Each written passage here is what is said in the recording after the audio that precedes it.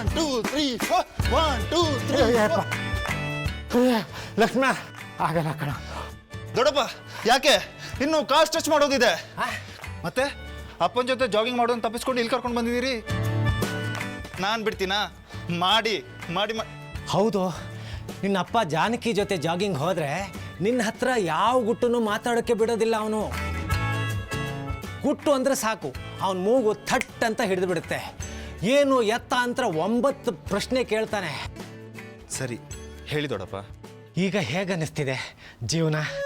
ಅಂದ್ರೆ ಅಲ್ವೋ, ಅನು ಹುಷಾರಾದ್ಲು ತಾನೆ, ನಿನಗೀಗ ಸಂತೋಷ ಆಗಿರ್ಬೇಕಲ್ವಾ? ಆ ಮಂತ್ರವಾದಿನ ಕರ್ಸೆ ಹೋಗಿದ್ರೆ ಇಷ್ಟೊತ್ತಿಗೆ ಬೇಗ ಹುಷಾರಾಗ್ತಿದ್ಲು. ಸುಮ್ಮನೆ ಮಾಟ ಮಂತ್ರ ಅಂತ ಹೇಳಿ ಅವಳು ನೆಮ್ಮದಿನ ಹಾಳು ಮಾಡಿಬಿಟ್ರಿ. ಆಯ್ತು ಮರಯ, ಇವತ್ತು ಜಾನಕಿ ಗೆದ್ದಿರಬಹುದು. ಒಂದಲ್ಲ ಒಂದು ದಿವಸ ನಾನು ಗೆದ್ದು ತೋರಿಸ್ತೀನಿ. ಅನು ಹುಷಾರಾಗಿರೋದು ಮಾಂತ್ರಿಕನ ಮಂತ್ರ ಬಲದಿಂದಲೋ ಅಥವಾ ತಲೆಕೆಟ್ಟ ಡಾಕ್ಟರ್ನ ತಂತ್ರದಿಂದಲೋ ಅನ್ನೋದು ಯಾರಿಗೆ ಗೊತ್ತು. ಅಂತೂ ಹುಷಾರಾದ್ಲು ತಾನೆ. ಅದಕ್ಕೆ ಈಗ ನೀನು ಹುಷಾರಾಗಬೇಕು. ನಾನಾ? ಆದಷ್ಟು ಬೇಗ ನಿನ್ನ ಮದುವೆ ನಡಿಬೇಕು. ನೀನು ಅನು ಮದುವೆಯಾಗಿ ಸುಖವಾಗಿರಬೇಕು. ಇದು ಈ ಜನ್ಮದಲ್ಲೇ ಆಗೋ ಮಾತಲ್ಲ ದೊಡ್ಡಪ್ಪ. ಇದನ್ನು ಹೇಳೋದಕ್ಕೆ ಇಷ್ಟೆಲ್ಲ ಸರ್ಕಸ? ನೋಡೋ, ಆಗೋದಿಲ್ಲ ಅನ್ನೋದೇ ಇಲ್ವೋ. ಒಂದು ಕಾಲದಲ್ಲಿ ನಿನ್ನ ಹಾಗೆ ತಲೆ ತುಂಬ ಕೂದಲಿತ್ತು ನನಗೂ.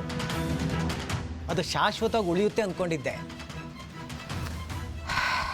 ಈಗ ನೋಡು, ಇಷ್ಟೇ. ತಮಾಷೆ ಮಾಡಬೇಡಿ ದೊಡ್ಡಪ್ಪ. ನಾನು ಈ ಮದುವೆಗೆ ಖಂಡಿತ ಒಪ್ಕೊಳ್ಳಲ್ಲ. ಅವಳು ನನ್ನನ್ನು ಕಂಡ್ರೆ ಒಂಥರ ಆಡ್ತಾಳೆ. ಮೊದಲಿದ್ದ ಪ್ರೀತಿ ಸ್ನೇಹ ಈಗಿಲ್ಲ. ಒಳ್ಳೆ ಶತ್ರು ಥರ ನೋಡ್ತಾಳೆ.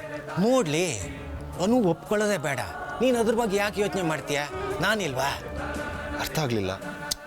ನೀನು ಅನುನ ಮದುವೆ ಆಗೋದಕ್ಕೆ ರೆಡಿ ಆಗಿದೆಯೋ ಇಲ್ವೋ ಅಷ್ಟು ಹೇಳು ಸಾಕು. ನಾನು ಹ್ಞೂ ಅಂತ ಮರೆಯ. 1 ವಾರದೊಳಗೆ ಟಕಡುಮ್ ಸದ್ದು ಕೇಳಿಸುತ್ತೆ. ಹ್ಞೂ ಅನ್ನೋ. ನನಗೇನು ಭಯ ಗೊತ್ತಾ? ನೀನು ಜಾನಕಿ ರಾಮನ ಮಗ. ಅವನ ಥರನೇ ಯಾವಾಗ ತಿರುಗಿ ಬೀಳ್ತೀಯ ಅನ್ನೋದು ಗೊತ್ತಾಗಲ್ಲ. ನಾನು ಎಲ್ಲ ಅರೇಂಜ್ ಮಾಡೋದು, ನೀನು ಬೇಡ ಅನ್ನೋದು ಯಾಕೆ ಬೇಕು? ನನ್ನ ಮದುವೆ ಆಗೋದಕ್ಕೆ ನಾನು ರೆಡಿ ದೊಡ್ಡಪ್ಪ. ನನ್ನ ಆಸೆನೂ ಅದೇ ಅಲ್ವಾ? ಪ್ರಾಮಿಸ್? ಪ್ರಾಮಿಸ್ ದೊಡ್ಡಪ್ಪ. ಮಾತು ಕೊಡು. ನನ್ನ ಮದುವೆ ಆಗೋದಕ್ಕೆ ನಾನು ಕಾಯ್ತಾ ಇದ್ದೀನಿ.